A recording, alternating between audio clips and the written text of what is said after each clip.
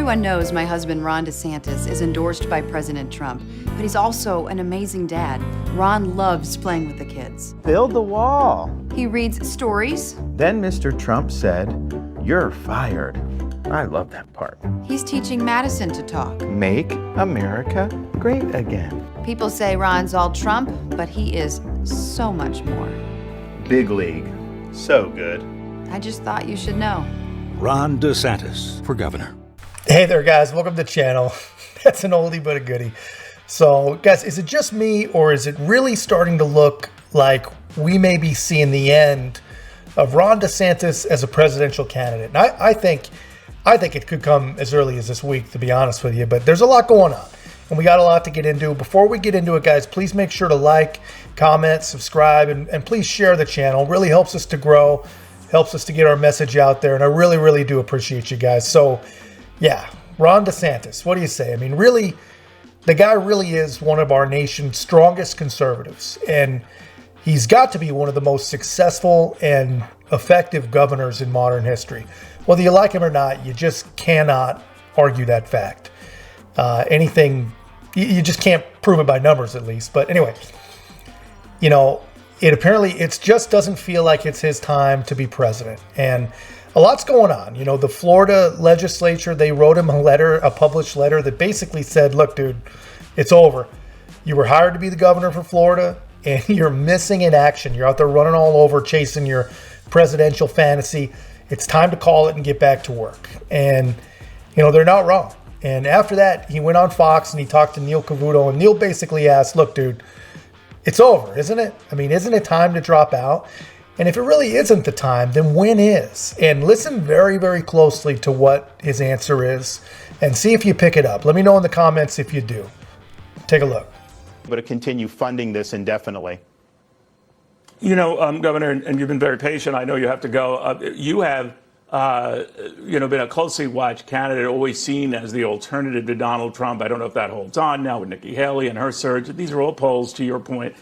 But I did want to get a sense from you what you make of former Vice President Mike Pence stepping out of the race. You had talked in the past that it would be a good idea to narrow this down to 2 to 3 people. If you do not emerge as one of those 2 to 3, would you step out of this race? I am definitely going to be in the top, so we're ready for that, and we're going the distance. But people can make whatever decisions that they want. I respect the vice president's decision. I think he's a good man. I think that he's served the conservative cause, very well over a number of years. But I'm in it all the way. So you're going to be seeing a lot of me.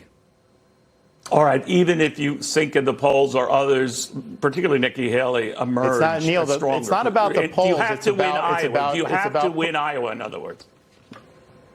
We're going to win Iowa, and it's important. Obviously, you need to win a majority of the delegates. That's the thing. But the one thing I would point out, I mean, some of these polls, even that poll in Iowa that you referenced, it showed that I have the highest percentage of Iowa caucus goers who are considering me, who would consider voting for me, even higher than Donald Trump, and that I had the highest net favorability of any by a pretty significant margin. So I think our work in Iowa has been good. We've covered a lot of the counties. We've gotten a lot of support that's been generated, and I think we've created a good impression. Now it's up to us over these next 80 days to bring that in for a landing, and when people go out to caucus, that I'm the guy that they're voting for. But we start right now in this final stretch run.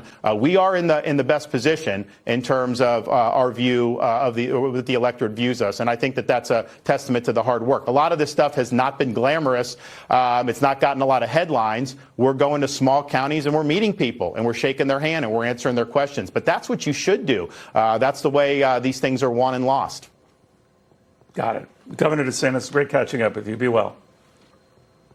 Thanks. So what I hear is he's basically backing himself into a corner for Iowa. And I think it's going to be really kind of his own internal test. If he doesn't place top 2 in Iowa, I think it's over. And not only for, whatever momentum he thinks he may be able to muster, but also for the money. If he doesn't show well in Iowa, his donors, they're going to be gone. They're going to be moved on to Nikki Haley, moved back to Trump, whatever. You know, that's the way it works. If he runs out of money, he runs out of show. And I think that's what's going to happen, honestly. And really, it is a shame. You know, it's a shame. He's a good dude. He's a good conservative. He's a great leader. And he should have never, ever run in 2024. A lot of people were in his ear telling him that. And I totally understand that he does believe in his heart that this is one of our last chances. And he believes, as he should, that he's the best man for the job. He really does believe it. And that's great. And he might actually be right. He might actually be right.